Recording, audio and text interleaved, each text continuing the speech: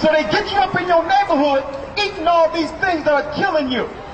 So that your God can be mad at you, and now the nations that have enslaved you will continue to be over you. You understand that? In order for you to follow Christ, you must understand there is a law. Like, I'm going to ask you a question. Come here for a second. How old are you, young man? I'm going to ask you. All nations are in the Bible, right? Every last, from Adam up until the people that are in the earth right now, right? I got a good question. According to the Bible, what's your nationality? As far as I know, I'm African American. Okay, now let's see. You're African American according to the Bible. There's no African people in the Bible. There's no American people in the Bible. Huh? Ethiopians in the Bible, that's who you are? But I'm asking you, who are you? Like, if you're going to come and learn amongst us, how can I teach you about anything unless I show you yourself first? Listen, that's what you're missing. You gotta listen to this. You got the Spirit of God, but you need the knowledge of yourself. So I'm going to ask you again. When you go into a church, do they tell you who you are, brother? Yeah, they tell me. Who are you? Somebody got someone. You're Willie James from North Philly. Okay, now let's break that down, Willie James from North Philly. Hold this for me. Hold that.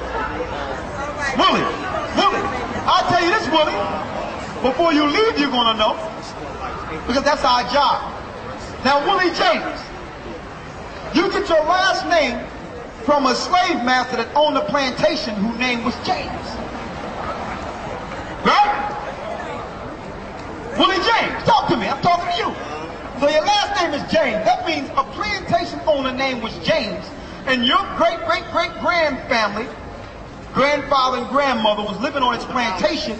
And because you was dragged off the ships and was whipped, a name James was forced on their parents that came down to you. Exactly. But now, I'm free from that because I know who I am. Who am I? Get Deuteronomy 28. This is what your churches are supposed to be doing, brother. We came off these slave ships, brother. They should be able to show you us coming off the slave ships in the Bible and tell you who they are. Get Deuteronomy 27:1 and Deuteronomy 28:1. You're going to find out we're over here because of a curse of our foreparents. We're going to give it to you. Let me answer this brother question first, and I'm going to handle you next, brother. Read. I'm going to show you who we are. Read Deuteronomy 27:1. Read. And Moses with the elders of Israel. Of who? Israel. Go ahead. Commanded the people, saying, keep all the commandments which I command you this day. So you heard about Moses, right? You go to church. Moses was given commandments, and his people name was Israel. Right? Read Deuteronomy 28:15 and see what happens to Israel if they don't follow these commandments given to Moses. Read. But it shall come to pass, if thou wilt not hearken unto the voice of the Lord thy power, to observe to do all his commandments and his statutes which I command thee this day, that all these curses shall come upon thee and overtake thee. The Lord says all these curses shall come upon you and overtake you. What curses? Let's see if the curses of God's people are in the Bible. Read the 68th verse. And the Lord shall bring thee into Egypt again with ships. With what? Ships. With what? Ships. Who went into bondage a second time with ships? The Negroes here in America, brother. The Negroes in Jamaica. The Negroes in Haiti. They're living Bible prophecy. They're not telling you in the Bible, they're not telling you in churches that your history is written of in the Bible. That you're not African American, that you're the Israelites that are suffering the curse of the people that came over and called those slave ships. I think the blame is the white man. I'm going to show you. Listen, brother, we got to blame ourselves. We went against God. God used them to whip us. We're not going to get mad at the belt. You know what you're saying? Because the reason why we came over here is the reason why.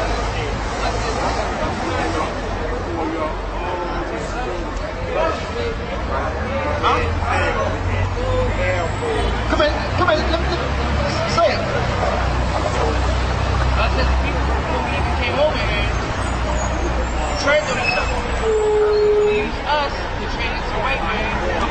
schools, different stuff like that. It's our fault.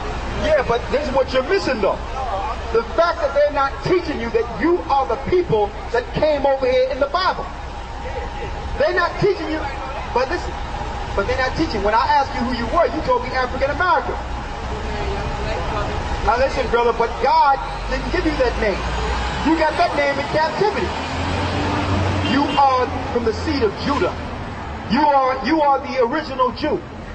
You are the children, you are the child of God. Yes.